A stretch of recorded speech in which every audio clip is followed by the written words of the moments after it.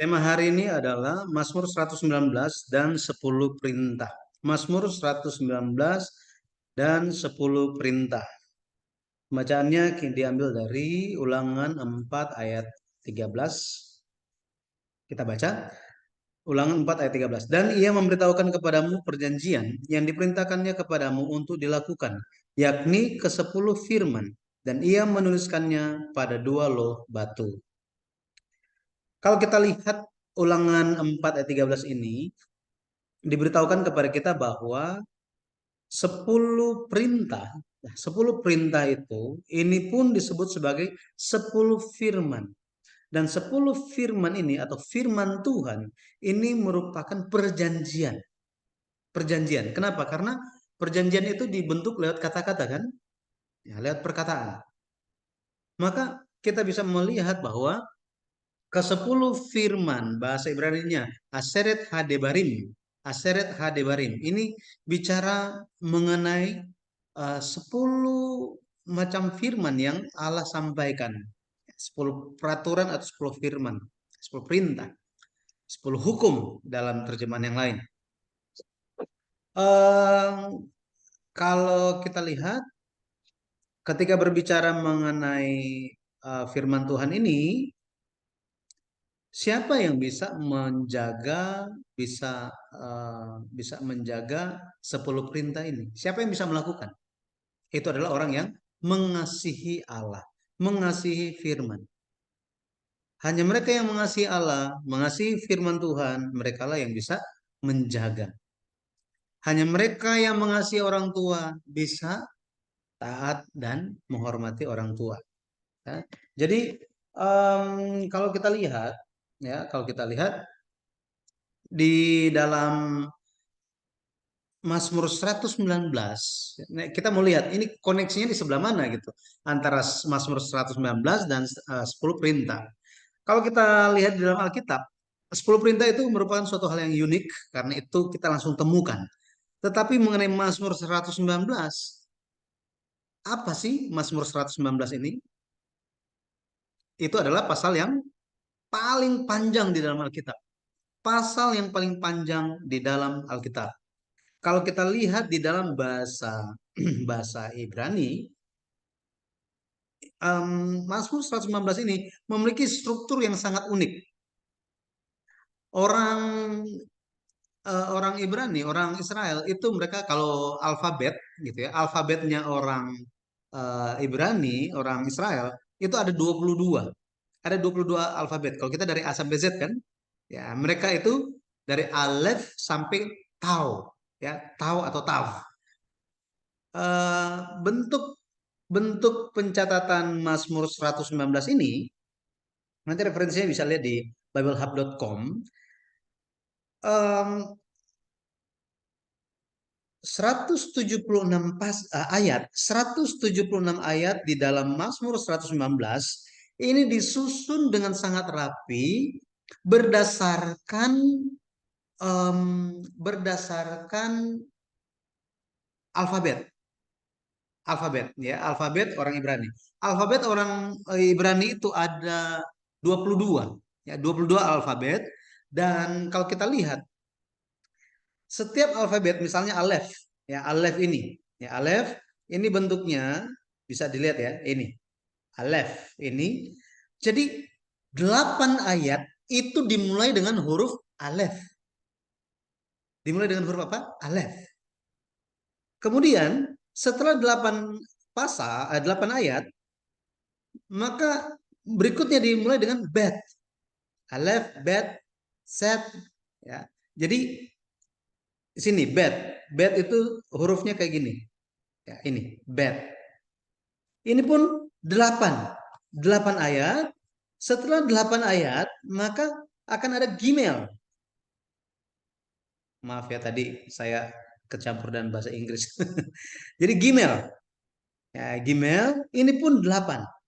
8 ya. Ini hurufnya ini kalau kita lihat sangat-sangat teratur, semuanya dimulai dengan gimel. Ini lihat ayat yang ke-17, ayat 18, ayat 19, ayat 20, ayat 21, ayat 22. 23, 24, gitu ya, 8. Jadi setiap alfabet ada 8 puisi. Ya, bisa dikatakan 8 puisi, 8 baris dengan alfabet yang sama, yang memulai. Dan ini diulang, ya, pengulangan 8, pengulangan 8. Jadi alef, bet, gimel. Kalau kita lihat ada tet, ya, tet. Ini dalet dulu ya. Dalet, terus apa lagi? He. Nah ini. Jadi ada 22, ya, ada 22 sampai genap menjadi 176. Jadi sangat-sangat teratur. Kalau kita lihat ini bentuk yang sangat unik demikian menjadikan Mazmur pasal 119 ini sebagai pasal yang paling panjang di dalam Alkitab. Tetapi apakah Mazmur 119 hanya dikenal sebagai pasal yang terpanjang dalam Alkitab saja? Pendeta Abraham Park di dalam penelitian Alkitab lewat tuntunan Roh Kudus Tuhan, Pendeta Abraham Park mengatakan bahwa begini, di dalam Mazmur 119 itu terdapat atribut atau esensi, ya, esensi firman Tuhan lewat 10 kata Ibrani, yang juga menunjuk kepada firman Tuhan. Jadi ada 10 kata Ibrani, jadi 10 kata Ibrani ada di dalam Mazmur 119, dan 10 kata Ibrani ini semuanya menunjuk kepada firman Tuhan, dan lewat kata-kata tersebut kita bisa mendapatkan esensi dari firman Tuhan. Apa saja kata-kata itu? Yang pertama adalah Torah atau Taurat. Yang kedua itu Edut atau Eda, artinya peringatan atau kesaksian. Yang ketiga Mispat atau hukum. Yang keempat Hok atau ketetapan. Dabar, firman. Ini dabar ini paling sering gitu ya. Torah, Taurat ini sering kita dengar. Nah, Hok dan Mispat juga kalau yang sering sudah mengikuti pelajaran-pelajaran Alkitab, GPBSI, sudah cukup familiar gitu ya. Hok dan Mispat, ketetapan dan hukum. Kemudian dabar, firman Tuhan. Kemudian ada pikut, titah, mizwah, perintah, derek jalan, ya, derek jalan. Imra, firman atau janji. Emet atau emuna, ini kebenaran dan kesetiaan. Jadi ada 10 kata ini. Lewat 10 kata firman di dalam bahasa Ibrani, kita bisa memahami esensi dari 10 perintah Allah. 10 hukum Allah itu. Oke, mari kita lihat seperti apa pemazmur, ya, penulis Mazmur 119 ini, eh, bagaimana dia memandang Allah, bagaimana dia memandang firman Tuhan, bagaimana dia melihat bahwa eh, semua hal yang dia alami dalam hidup dia bersama-sama dengan Tuhan, semuanya itu dimunculkan lewat Mazmur 119. Banyak yang mengatakan, ahli yang mengatakan bahwa Mazmur 119 ditulis oleh Daud. Gitu ya, ditulis oleh Daud. Yang pertama, Torah. Torah, hukum Taurat atau Taurat. Ini kebanyakan digunakan dalam bahasa Ibrani. Kalau kita lihat di Mazmur 119 ayat 97 dikatakan, betapa ku cintai Tauratmu, aku merenungkannya sepanjang hari. Artinya dia mengasihi Taurat, mengasihi firman sampai-sampai direnungkan sepanjang hari. Demikian juga kita hari ini, kita perlu merenungkan firman Tuhan. Kita harus apa? Harus mengasihi firman. Harus mengasihi firman. Demikianlah kehidupan yang perlu kita jalani. Merenungkan ini, terjemahan lainnya itu adalah mengunyah. Pernah lihat sapi? Kalau kita lihat sapi ketika dia lagi makan, dia kunyah terus, kunyah terus, kunyah terus. Artinya apa? Dia mengunyah, mengunyah lagi dan mengunyah lagi, mencernanya lagi dan mencernanya lagi. Makanya setiap kali kita merenungkan firman Tuhan, mempelajari firman Tuhan, membawanya dalam hati kita, Kita dengar firman itu lagi. Pada akhirnya ada muncul kesadaran yang baru di dalam kehidupan kita. Nah, sebenarnya kalau saudara-saudari bisa baca buku sejarah penebusan seri yang ketujuh, itu sangat detail, sangat detail. Tetapi karena ini pelajaran dibatasi eh, tidak sampai 1 jam, maka kita tidak akan bahas dengan detail semuanya, tetapi hanya merangkumnya saja. Nanti bagian dari saudara-saudari adalah membaca bukunya. Ya, seri ketujuh, buku sejarah perebusan yang ditulis oleh pendeta Abraham Park. Baik, arti penebusannya, Torah ini bersaksi tentang Yesus yang akan datang di masa depan. Yesus ketika Yesus berbicara mengenai dirinya sendiri, Yesus berkata bahwa tentang dirinya telah disaksikan atau telah dibicarakan, telah ada di dalam kitab Taurat katanya. Lukas 24 ayat 44 dikatakan, inilah perkataanku yang telah kukatakan kepadamu ketika aku masih bersama-sama dengan kamu, yakni bahwa harus digenapi semua yang ada tertulis tentang aku dalam kitab Taurat Musa dan kitab Nabi-Nabi dan kitab Mazmur. Jadi Taurat atau hukum Taurat ini bersaksi tentang apa? Berbicara tentang siapa? Tentang Yesus. Yesus. Jadi bagi mereka yang merenungkan firman, bagi mereka yang merenungkan Taurat, tentu akan bertemu dengan Yesus. Inilah tantangan zaman sekarang. Betul ya, tantangan zaman sekarang. Banyak orang Kristen hanya ya yang penting datang hari Minggu ya sudah sampai ketemu lagi minggu depan. Masih untung datang. Pendeta tolong jangan tuntut saya lebih ya. Ya, masih bersyukur saya datang dan saya kasih persembahan loh. Ya, tolong ya pendeta ya. Tolong pahami saya. Ini harus zaman yang seperti sekarang ini justru kita harus berjaga-jaga. Harus semakin banyak firman yang kita renungkan. Buat apa sih banyak belajar firman Tuhan, mendengar firman Tuhan, supaya kita tahu jalan Tuhan. Emang setelah tahu jalan Tuhan kita bisa jalani gitu? Belum tentu juga. Memang belum tentu juga. Memang ada banyak orang yang apa ya skeptik, mereka kayak apa ya melihat bahwa ya sering ke gereja juga, ya di gereja juga banyak orang tipu, tukang ini, tukang berdosa paling banyak. Gereja merupakan tempat di mana orang itu disembuhkan, ya, disembuhkan secara apa rohaninya, rohaninya yang dibersihkan, diobati lewat apa? Firman Tuhan. Itu sebabnya ketika firman itu kita terima, satu hal yang perlu terjadi adalah apa? Di saat yang sama Roh Kudus itu bekerja di dalam kita. Itu sebabnya kita memohon kasih karunia Tuhan supaya ketika firman kita dengar, Roh Kudus itu pun kita terima di saat yang bersamaan. Maka karunia Tuhan itu akan bekerja dengan kuat di dalam kita. Roma 10 ayat 4 dikatakan Kristus adalah kegenapan hukum Taurat. Yesus menggenapi hukum Taurat. Pada akhirnya, ketika kita menjalankan kehidupan iman kita taat kepada firman Tuhan, artinya kita sementara menyembah Yesus Kristus sesuai dengan firman Tuhan. Banyak yang menyembah berdasarkan pikirannya sendiri. Bikin berbagai macam variasi. Tetapi penyembahan-penyembahan yang hanya memuaskan keinginan pribadi.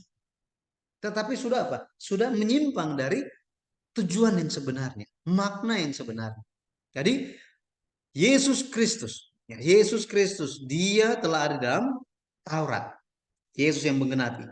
Kemudian yang kedua, edut, artinya bersaksi. Edut, bersaksi. Mazmur 119 ayat 31 dikatakan, aku telah berpaut pada peringatan-peringatanmu. Kata peringatan-peringatan di sini, testimonis, kesaksian-kesaksian. Ya Tuhan, janganlah membuat aku malu. Berpaut, ya, berpaut. Kata berpaut di sini bahasa Ibrani-nya adalah dabak.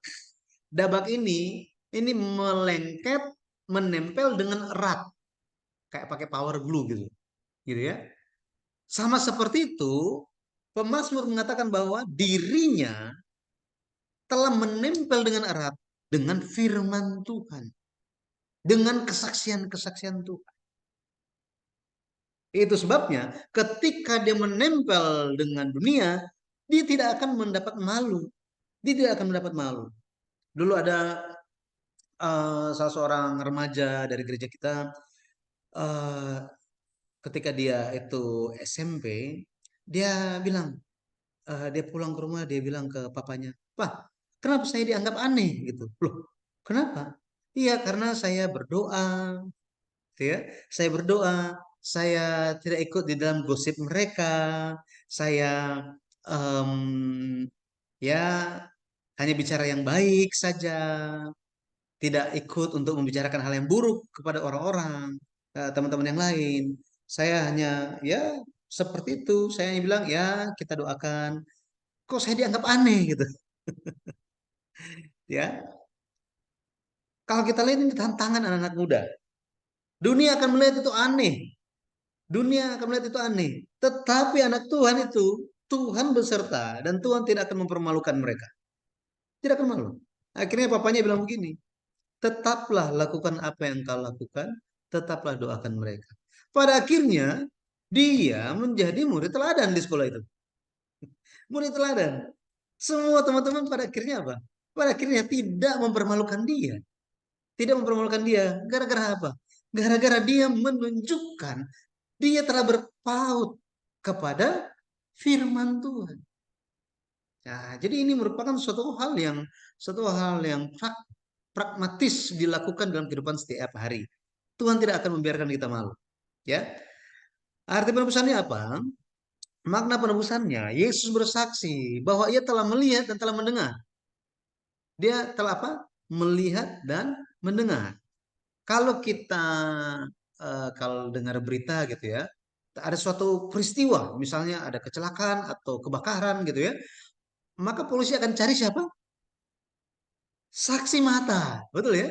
Apa yang telah dia lihat, apa yang telah dia dengar, bukan apa yang dia rasakan, bukan. Tetapi apa yang dia lihat, apa yang dia dengar.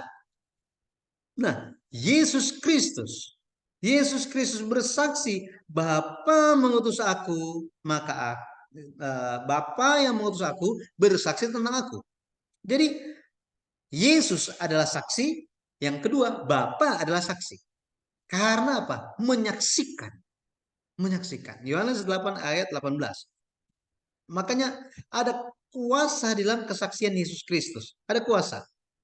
Roh kebenaran bersaksi tentang Yesus Kristus. Kemudian Roh Kudus bersaksi tentang Yesus Kristus. Allah Bapa, Allah Roh Kudus bersaksi tentang Yesus Kristus. Makanya kesaksian Yesus, pemberitaan Yesus Kristus, diri Yesus Kristus itu ada kuasa, ada otoritas.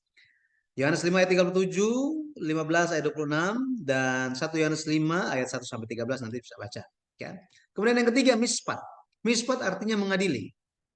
Mengadili. Pengadilan, ya, pengadilan. Kalau kita lihat Mazmur 119 ayat 164, di situ dikatakan 7 kali dalam sehari aku memuji-muji engkau karena hukum-hukummu yang adil. Nah, hukum-hukummu yang adil, kata adil di sini dalam bahasa Ibrani ini artinya tujuh, ya tujuh. Ah, maaf, sebentar, saya kelewatan. Angka tujuh, ya angka tujuh di sini memiliki makna sempurna, memiliki makna sempurna. Misalnya ada 7 hari kan, 6 hari Allah menciptakan, di hari ketujuh dia istirahat. Jadi semua penciptaan itu telah sempurna. Tetapi ya memang karena manusia jatuh, akhirnya ada kejatuhan. Makanya Allah Bapa tetap bekerja bahkan sampai hari ini. 7 dikenal oleh orang Ibrani sebagai angka yang sempurna. Maka ketika pemazmur katakan aku memuji-muji engkau 7 kali dalam sehari, artinya dia memuji, dia dengan sempurna memuji Allah. Memuji Allah dalam segala hal, segala aspek kehidupan dia. Nah, maka di sini mengandung makna bersyukur kepada Tuhan. Bersyukur kepada Tuhan. Karena apa dia memuji Tuhan? Karena keadilan Tuhan. Keadilan Tuhan. Keadilan Tuhan. Karena firman Tuhan itu benar, adil, apa adanya. Betul ya? Kalau orang-orang bisa bisa berbicara, bisa memutuskan segala hal itu bisa diputar balikan. Tetapi firman Allah itu adil. Adil. Makna penebusannya, kalau kita lihat, pengadilan Yesus Kristus adalah benar. Pengadilan Yesus Kristus adalah benar. Yohanes 8 ayat 16, Yohanes 8 ayat 16, di situ dikatakan kenapa? Karena Allah Bapa ada bersama dengan Yesus Kristus. Allah Bapa ada bersama dengan Yesus Kristus. Yesus memiliki otoritas untuk menghakimi, ya, menghakimi. Jadi otoritas untuk menghakimi ada pada siapa? Ada pada Yesus Kristus. Yohanes 9 ayat 39 dikatakan bahwa aku datang ke dalam dunia untuk menghakimi. Menghakimi. Yohanes 5 ayat 30. Yesus adalah hakim kebenaran. Itu sebabnya penghakiman Yesus Kristus itu benar dan adil. Benar dan adil. Makanya kalau kita ingat kehidupan Daud dan bagaimana dia menulis kitab Mazmur gitu ya. Dia selalu memohon kepada Tuhan dan selalu mengagungkan, memuliakan tentang apanya Tuhan. Tentang kesetiaan, kebenaran, perlindungan. Tapi ada lagi satu, itu adalah apa? Keadilan Tuhan. Ya? Keadilan Tuhan. Kayak dia selalu minta Tuhan tolong. Apakah orang jahat itu ya, akan menang terhadap aku dan aku akan musnah begitu saja. Tetapi aku percaya kepadamu, aku percaya kepada keadilanmu. Jadi Daud senantiasa bersandar kepada Tuhan saja. Makanya kita pun hari ini benar-benar harus menjalani kehidupan yang adil. Adil artinya apa? Bibir kita harus ada kejujuran. Hati kita tidak boleh memihak. Betul ya? Kalau kita sudah memihak lebih dulu, artinya apa? Ya sebelum diputuskan sudah tahu hasilnya. Ya, seperti ini, kita harus bersih, jujur dan kudus. Kemudian hok, artinya ketetapan. Mazmur 119 ayat 83, sebab aku telah menjadi seperti kirbat yang diasapi, namun ketetapan-ketetapanmu tidak kulupakan. Kirbat. Kirbat itu merupakan tempat yang suatu, kalau sekarang itu tumbler gitu ya, buat air minum. Nah, zaman dulu itu ada namanya kirbat. Kirbat ini dibuat dari kulit binatang. Ya, kulit binatang. Tetapi kalau kita lihat, jika kirbat itu diasap-asapi, lama-kelamaan kirbat ini akan menyusut, gitu ya. Akan jadi sangat sedikit, gitu ya, hasilnya. Akan menjadi sulit lagi untuk minum. Kenapa? Akan kekurangan, serba kekurangan. Makanya kirbat yang diasapi itu menunjuk kepada kesusahan fisik, secara mental, secara rohani. Ini kesusahan yang ekstrim. Kesusahan yang ekstrim. Tetapi pemazmur katakan bahwa apa? Meskipun kehidupan dia seperti kirbat yang diasapi, sangat menderita, sangat sulit. Ketetapan-ketetapan Tuhan tidak dia lupakan. Haleluya. Nah hari ini uh, firman Tuhan menjadi penghiburan bagi kita. Amin ya. Ya, karena kita hari ini hidup di dalam dunia yang penuh dengan ketidakadilan. Ketidakadilan, ketidakbenaran. Ada banyak hal yang kita hadapi, pada akhirnya kita mengalami kesalahpahaman, banyak kerugian yang kita hadapi, kesusahan, bahkan hati kita disakiti. Di dalam kesusahan dan cobaan yang kita hadapi, mari kita tetap pegang ketetapan Tuhan. Tetap pegang firman Tuhan. Pada akhirnya, Tuhan akan menampakkan kita, memunculkan kita. Ya, iman kita yang murni. Seperti pengakuan Ayub kan? Ya. Jadi arti penebusannya apa? Yesus menyampaikan ketetapan-ketetapan. Kalau kita lihat Mazmur 2 ayat 7 dikatakan aku menceritakan ketetapan-ketetapan. Ini merupakan nubuat bahwa Yesus dia menceritakan ketetapan-ketetapan Tuhan, firman Tuhan, ya firman Tuhan. Yesus satu-satunya yang dapat memberitakan firman Allah. Di zaman itu kalau kita lihat, makanya orang-orang lebih suka mendengarkan firman yang Yesus Kristus sampaikan gara-gara apa? Gara-gara firman Yesus Kristus ada kuasa, firman itu berbeda dengan pemimpin-pemimpin agama dan orang-orang Farisi ketika ngajar, ketika berkhotbah. Mereka bisa melihat bahwa di dalam firman Yesus Kristus ada isinya, ada kuasanya, dan firman ini benar-benar tepat sasaran kepada mereka yang sungguh-sungguh mencari akan Tuhan. Ya kalau yang nggak mencari Tuhan ya nggak akan cocok gitu ya.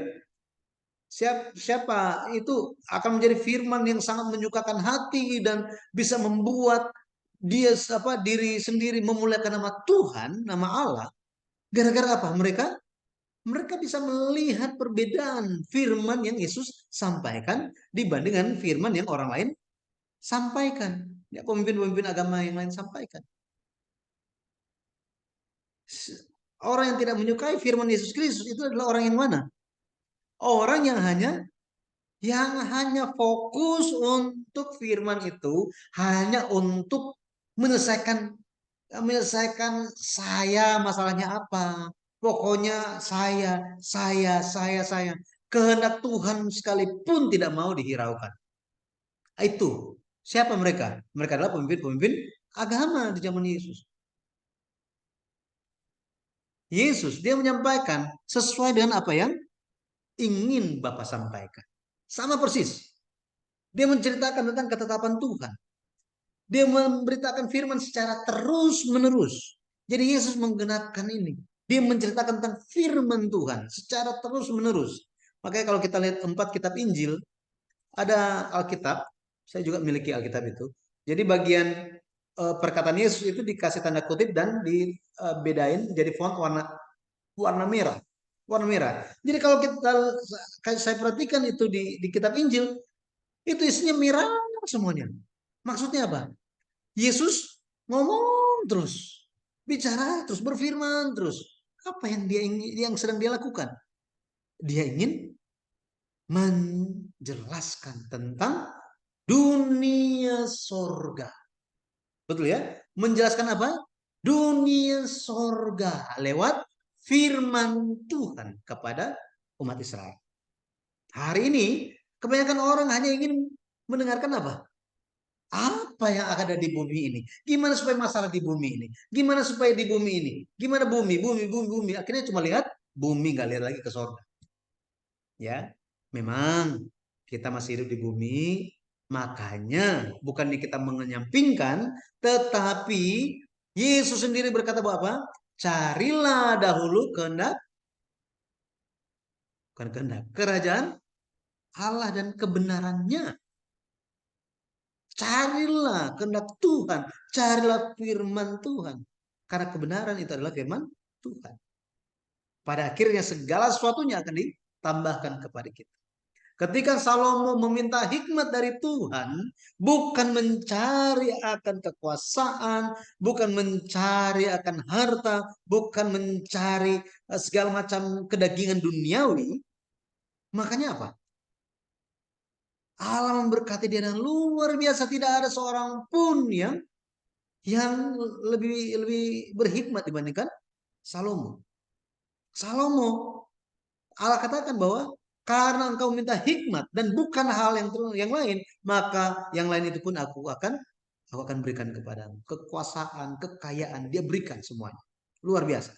Ya, jadi bagi kita perlu lihat meneladani Yesus Kristus. Yohanes 12 ayat 50. Yesus katakan bahwa dia menyampaikan firman sebagaimana yang Bapa firmankan kepadanya. Yohanes 14 ayat 24.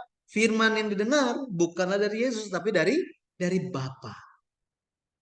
Hari ini pun kita sampaikan firman Tuhan. Kita sharingkan. Bukan dari kita tetapi dari Allah Bapa. Yang mana itu? Itu Alkitab kita, ya. Alkitab kita, makanya kita harus baca dan harus merenungkannya.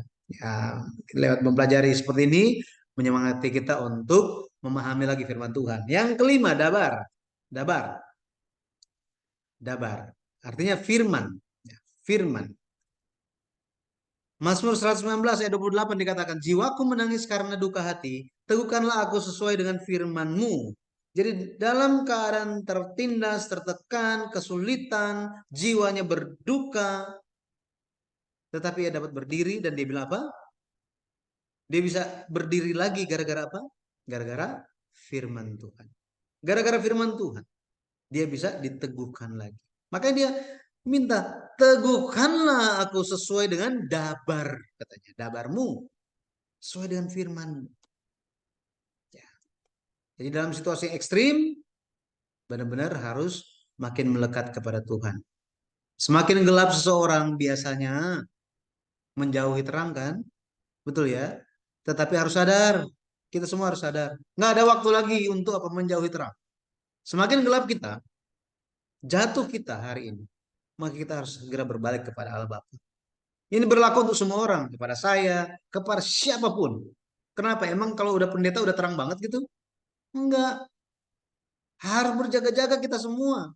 Karena setan tidak pilih-pilih, dia akan serang siapapun. Siapapun. Makanya ketika kita dalam gelap, jangan berlambat-lambat. Carilah terang itu. Mendekatlah kepada terang itu. Ya. Mazmur 119 ayat 25. Makna penebusannya. Makna penebusannya. Yesus datang sebagai firman, sebagai dabar. Ya ada 1 ayat 1. Ini luar biasa. Pada mulanya adalah firman. Firman itu bersama-sama dengan Allah dan firman itu adalah Allah. Ayat 14 bilang apa? Dan firman itu menjelma menjadi manusia dan diam di antara kita. Dia adalah Yesus Kristus. Jadi di dalam Yesus Kristus itu ada firman. Dialah firman itu sendiri. Uniknya saudara, firman Tuhan itu konstan, tetap untuk selama-lamanya. Ketika Tuhan datang kembali lagi, dia panggilannya, namanya, menurut Wahyu 19 ayat 13 dikatakan apa? Nama kedatangan Tuhan kembali adalah firman Allah. Firman Allah. Itu sebabnya kalau kita tidak ada gen firman Allah di dalam kita, terus kita bilang, oh ya nanti aja, kan Tuhan itu maha kasih, dia mengenal aku. Jangan harap saudara. Kita perlu ada firman di dalam hati kita. Kita harus memegang suatu pengharapan yang jelas. Apa pengharapan yang jelas itu? Yang konkret itu adalah firman Tuhan. Firman Tuhan itu jelas, saudara. Dia tidak menyimpang ke kiri ke kanan, tidak bengkok, tidak. Firman Tuhan itu lurus. Jika kita ingin lurus, maka kita ya harus ada firman Tuhan. Maka firman Tuhan akan membantu kita untuk jadi lurus. Harus berdiam di dalam firman. Firman senantiasa ada di dalam kita. Pada akhirnya kita akan berbuah di dalam Yesus Kristus. Yohanes 15 ayat 7. Ketika kita tinggal di dalam Yesus, Yesus tinggal di dalam aku. Kita menjadi satu hati. Pada akhirnya akan banyak buah yang dihasilkan. Amin ya. Jadi kalau kita lihat Yohanes 15 ayat 3, Yohanes 15 ayat 3, jadi tanpa Yesus Kristus kita tidak bisa lakukan apa-apa. Tidak bisa. Makanya dalam segala perencanaan, dalam segala hal yang hendak kita lakukan dalam hidup kita, mari kita minta Yesus memimpin kita. Ya, makanya ada satu lagu him yang saya suka, di antara banyak yang saya suka, uh, itu hadir dalam hatiku Yesus. Ya, minta hadir dalam hati kita. Pada akhirnya kita pun bisa berjalan dengan percaya diri. Ya. Yang keenam, pikut. Pikut artinya titah. Titah. Mazmur 119 ayat 87, hampir saja mereka menghabisi aku di bumi, tetapi aku tidak meninggalkan titah-titahmu. Pikut, ya, pikut.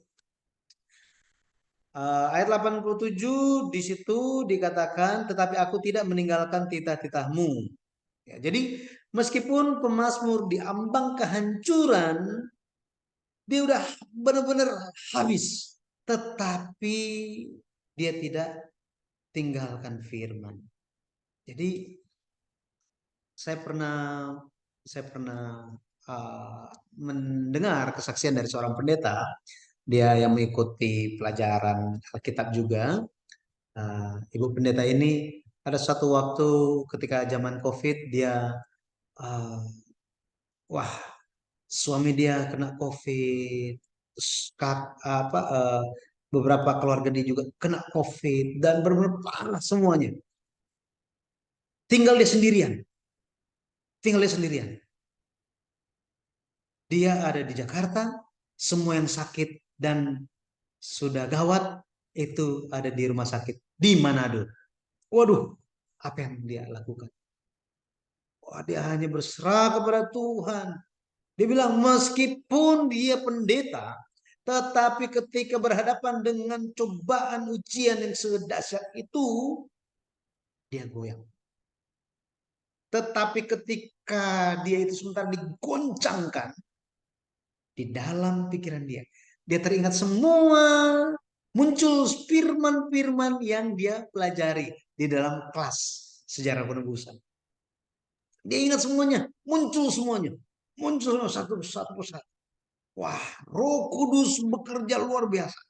Pada akhirnya dia bisa apa? Dia bisa dengan tuntunan Roh Kudus, dengan hikmat Tuhan, dia follow up beberapa keluarga untuk mengatur semua ini sesuai dengan kasih karunia Tuhan. Pada akhirnya keluarganya semuanya bisa mendapat perawatan yang baik. Dia bilang, wah, dia sangat-sangat menghargai waktu-waktu untuk mempelajari firman sejarah perebusan. Ya, jadi ketika kita mengalami banyak penderitaan, tetapi ketika kita tidak meninggalkan titah Tuhan, firman Tuhan, pada akhirnya keadaan kita akan dipulihkan oleh Tuhan. Haleluya. Ya. Jadi Tuhan bertanggung jawab atas kita. Firman Tuhan bertanggung jawab atas kita. Makna penebusannya, Yesus dia bertanggung jawab untuk kita. Firman Tuhan itu ada tanggung jawab. Ya, ada tanggung jawab untuk kita. Yesus bertanggung jawab untuk kita. Makanya dia Yesus memanggil dirinya sendiri sebagai gembala yang menuntun domba-dombanya.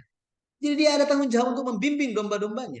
Bahkan dia memanggil setiap domba dengan nama mereka masing-masing. Saya percaya berkat besar bagi kita apa? Tuhan Yesus mengenal nama masing-masing kita, gitu ya. Ya meskipun di sini saya cuma bisa melihat angka misalnya gitu ya 2, 4, 5, 6, 1, 7, 1, 2 gitu ya. Tetapi Tuhan Yesus tahu namanya gitu ya. Tahu nama kita masing-masing. Jangan cuma kita, tetapi juga setiap anggota keluarga kita dan orang-orang di sekitar kita. Kita perlu doakan mereka. Kita harus terbiasa dengan firman Tuhan. Yohanes 10 ayat 3, kemudian ayat 16. Ada domba-domba yang lain katanya. Domba-domba yang lain bicara tentang orang-orang kafir. Jadi Yesus bukan hanya bertanggung jawab untuk umatnya, umat Israel saja, tetapi juga untuk orang kafir. Jika kita aplikasikan secara konteks hari ini, Yesus Kristus bertanggung jawab bukan hanya untuk kita sendiri saja, tetapi dia juga bertanggung jawab untuk domba-domba lain yang sementara on the way ke sini, on the way menjadi pengikut Kristus. Makanya kita perlu untuk sampaikan Injil Tuhan. Ya. Yesus bertanggung jawab sampai apa? Mengorbankan nyawanya. Yohanes 10 ayat 11. Yohanes 10 ayat 11 dikatakan bahwa dan ayat yang ke-15, gembala memberikan nyawanya berkorban untuk apa? Untuk domba-dombanya. Gitu ya. Makanya kita Yesus itu layak untuk kita pegang, untuk kita percaya. Siapa yang mau berkorban untuk kita? Cuma Yesus yang mau. Ya, haleluya untuk itu. Yang ketujuh, mitzvah. Mitzvah artinya perintah-perintah. Mazmur 119 ayat 176, ayat yang terakhir dikatakan begini. Aku sesat seperti domba yang hilang. Carilah hambamu ini, sebab perintah-perintahmu tidak kulupakan. Perintah-perintahmu tidak kulupakan. Jadi domba ini saya pernah dengar penjelasan di internet, katanya domba itu paling sering, paling mudah di antara binatang-binatang. Domba itu paling mudah untuk tersesat. Untuk tersesat gitu ya. Makanya domba itu benar-benar harus terbiasa dengan suara gembalanya. Jika dia tidak terbiasa, gembalanya suaranya kemana, dia akan pergi ke suara-suara yang lain. Seperti itu. Tapi Yesus bilang apa? Dia akan meninggalkan yang 99 yang ada di kandang dan dia akan mencari yang satu itu. Tuhan tidak meninggalkan domba yang hilang. Yesus Kristus menjaga perintah Allah. Ya, dia menjaga perintah Allah. Seperti Yesus melaksanakan hal ini, kita pun perlu melaksanakan hal yang sama. Kenapa? Hanya ketika firman Tuhan, perintah Allah itu ada dalam hati kita, maka kita pun ada di dalam kasih Bapa. Ada di dalam kasih Bapa. Kita semua ingin dikasihi ya. Pasti nggak ada yang mau dibenci.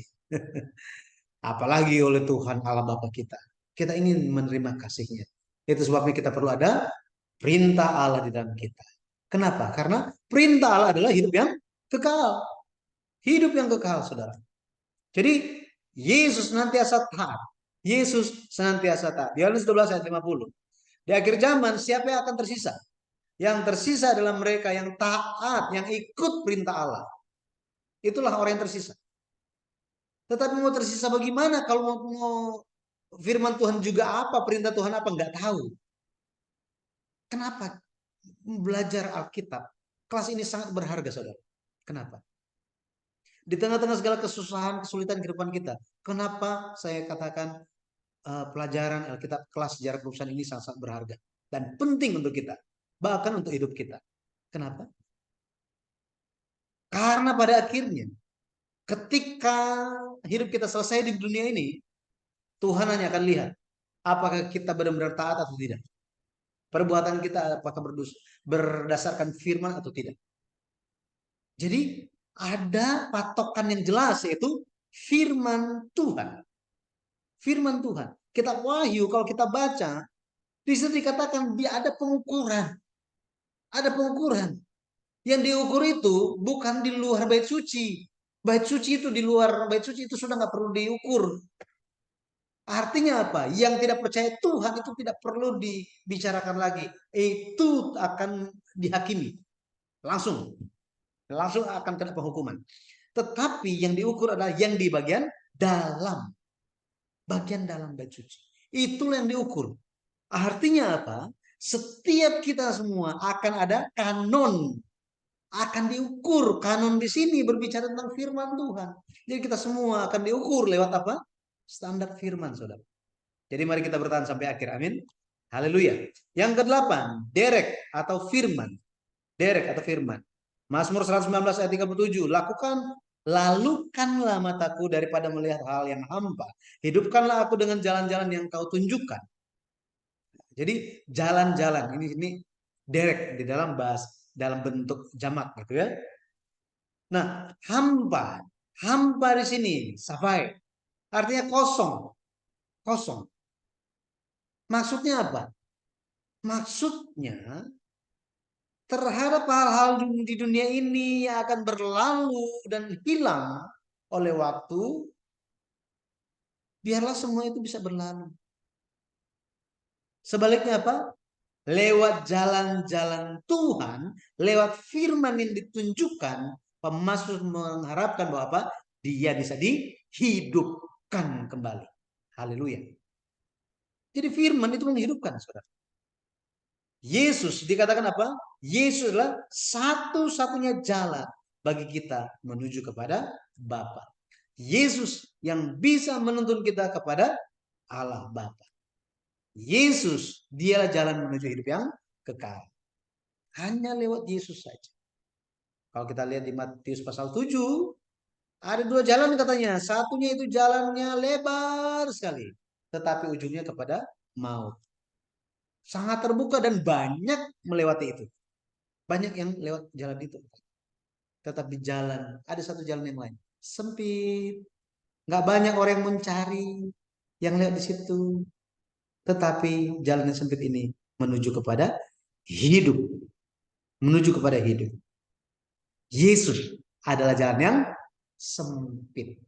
Orang-orang berpikir, oh tangan Yesus terbuka lebar buat semua orang. Amin, memang benar seperti itu. Tetapi ketika mengikutinya lama-kelamaan mulai apa? Mulai sempit. Maksudnya apa? Sempit di sini. Harus pikul salib. Harus pikul salib.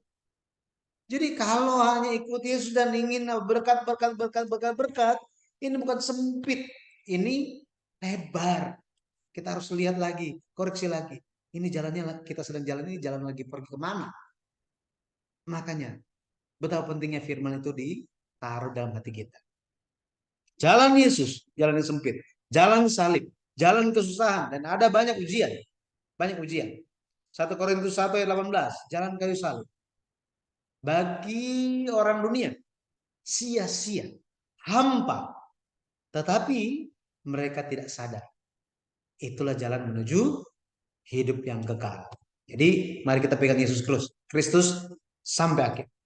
Yang kesembilan, imura. Ya, imura. Firman Allah. Firman Allah. Imura. Mazmur 119 ayat 148. Aku bangun mendahului waktu jaga malam untuk merenungkan janjimu. Aku bangun mendahului waktu jaga malam untuk merenungkan janjimu. Ya, imuran, firman Allah itu janji, gitu ya, janji. Saya tulis saja di sini. Janji. Nah, jadi kalau kita lihat waktu jaga malam ini merupakan waktu yang gelap, yang dingin. Tetapi di saat-saat yang seperti demikian, pemazmur itu bangun dan merenungkan firman Tuhan. Makna penebusannya apa? Yesus Kristus, ya Yesus Kristus, Dia yang mengatur segala alam semesta.